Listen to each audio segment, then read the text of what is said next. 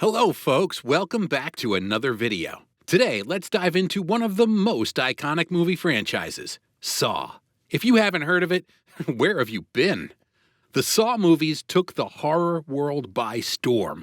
Before Saw, the genre was largely dominated by slasher films and supernatural horrors that delivered plenty of thrills and jump scares. However, Saw revolutionized horror by introducing a new element: the intense psychological ordeal of what it means to be human. But as with any pop culture phenomenon, trends come and go. From 2004 to 2023, over 10 films have been released in the Saw franchise, with another one planned for 2025. Two of these movies can be seen as standalone entries, or spin-offs, within this expansive franchise, which I'll still include in the ranking nonetheless. Question is, how have these movies aged over the years? Which film is the fan favorite, and which ones have fallen out of favor? Let's find out. So, at the bottom of the list is Saw 3D. Released back in 2010. Also known as Saw: The Final Chapter, this movie was an attempt to breathe new life into a dying franchise. Despite its struggles, the first 6 movies collectively raked in a whopping $700 million. What's more surprising? Saw 3D cost around $20 million to make, yet it somehow looks like the cheapest movie of the bunch.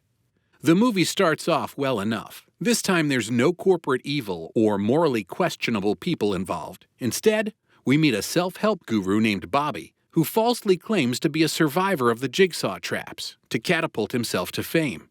Needless to say, things don't end well for him. Guys, there are so many shortcuts to becoming famous, but taking credit for a villain's work isn't one I'd recommend. Hoffman and Jill are alive and kicking, but not for long.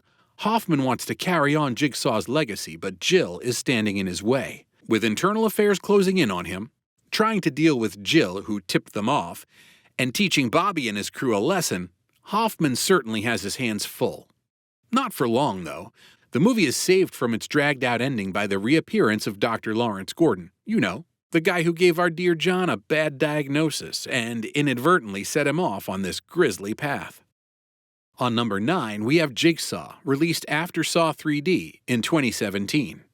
The 8th installment of the franchise comes after a long hiatus with a fresh set of directors.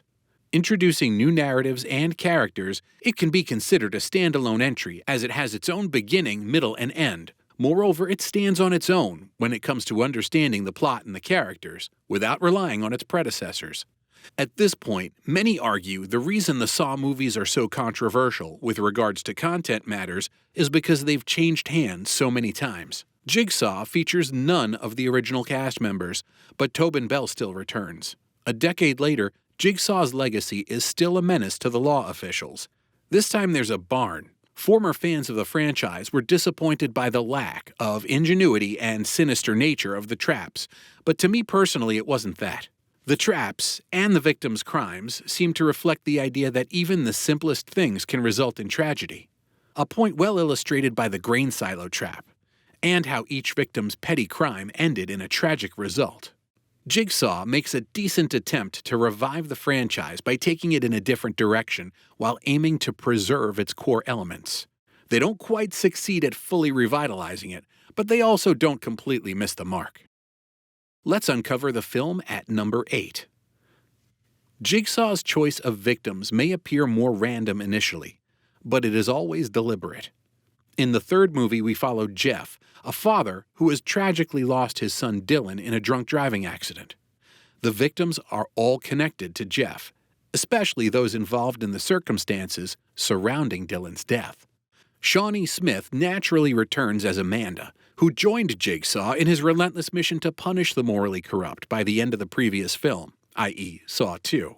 Despite the gruesome nature of the traps, which had increased in intensity, the 3rd movie sadly fails to deliver what the first 2 did. The shocking twists and turns feel overdone, detracting from the original essence of Saw, offering second chances and new perspectives. Instead of giving the victims a chance to better themselves so they can have a new run at life, the 3rd movie feels more like Kramer is deliberately setting them up to fail, which nullifies the entire point of the exercise. Plus, John Kramer's own demise raises the question, what next?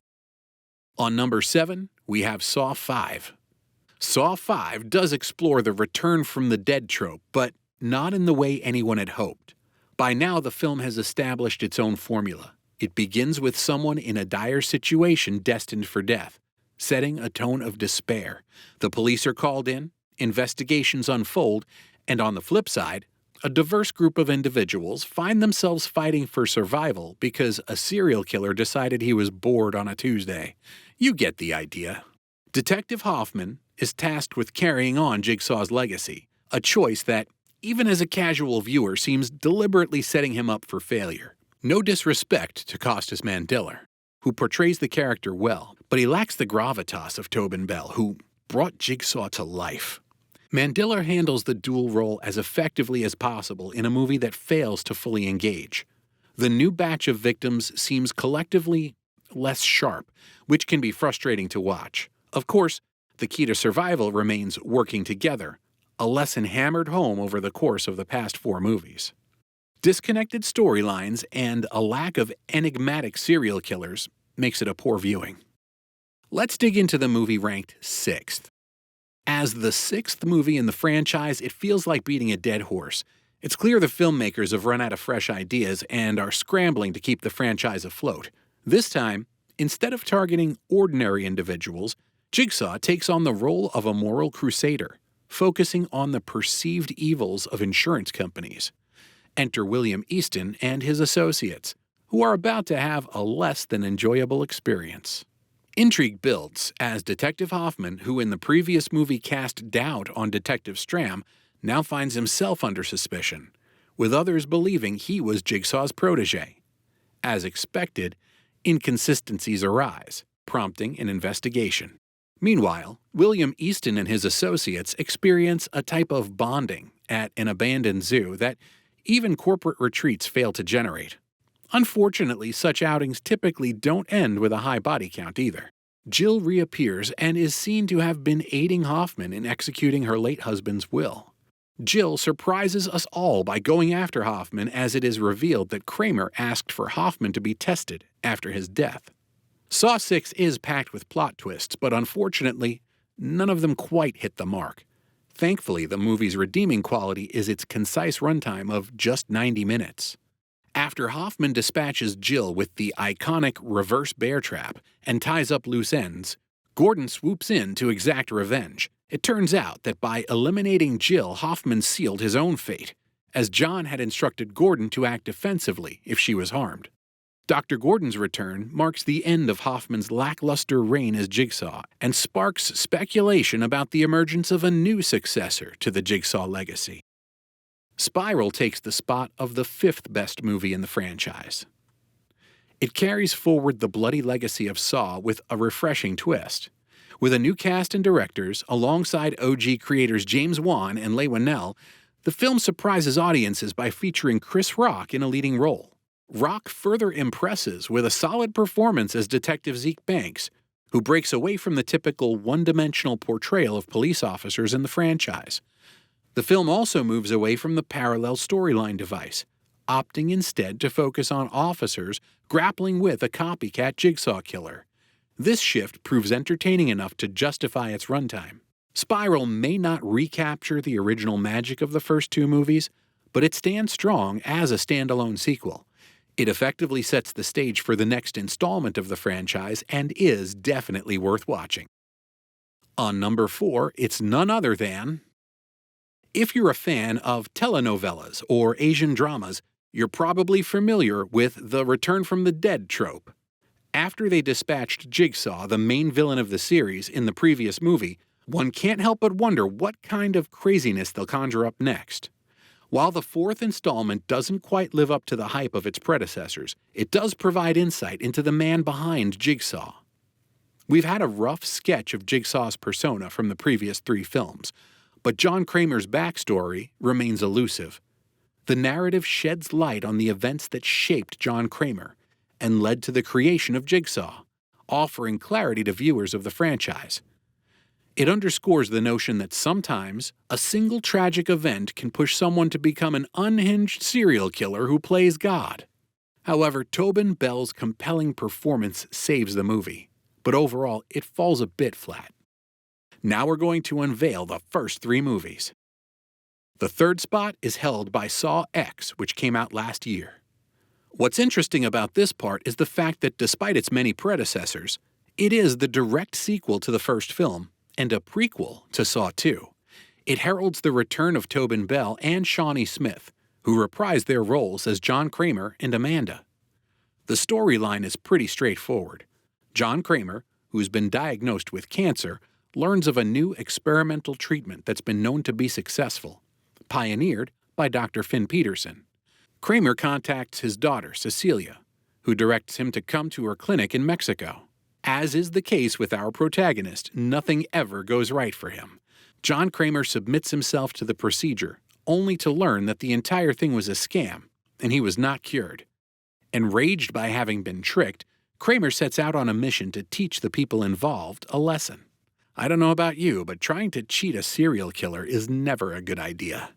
The traps are truly amazing, reminiscent of the earlier diabolical nature of the ones we saw in the first 2 movies, and the victims put up a pretty good fight, especially Cecilia. The movie concludes with its trademark shocking plot twist, leaving viewers pondering what lies ahead in its sequel, Saw 11, slated for release in September 2025. Additionally, it raises questions about Dr. Lawrence Gordon. Will Cary Elwes reprise his role in the sequel? If not, how will they address his absence? Stay tuned to find out. Let's examine the movie ranked at number 2. Following the success of the first film, the sequel was immediately greenlit. There's nothing quite like the eerie presence of an inanimate object mirroring real life to send chills down your spine. While Billy the Puppet appeared in the first movie, it plays a pivotal role in the sequel by delivering instructions to unfortunate participants thrust into John Kramer's moral labyrinth. The sequel not only lives up to the hype of its predecessor, but expands upon it with a larger cast of characters from diverse backgrounds. The film concludes with a formulaic yet despair-infused twist. The final survivor, who fought tooth and nail for survival throughout the movie, ultimately meets a grim fate. The coveted first spot, and the most favorite of the Saw fans, is... The movie opens directly into a room with 2 guys and a dead body in a public toilet. One is Adam, and the other is Dr. Lawrence Gordon. Their only instruction comes from a tape recording, which states that Dr. Gordon has to kill Adam by 6 o'clock, or his wife and daughter will be murdered. On the other side, we see 2 detectives working to find a killer by the name of Jigsaw, who's been murdering people with seemingly inventive traps resulting in gruesome deaths.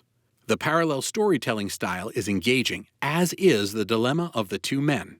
The audience is dragged to the edge of their seats as they watch how 2 seemingly normal men are driven to their absolute worst in order to survive.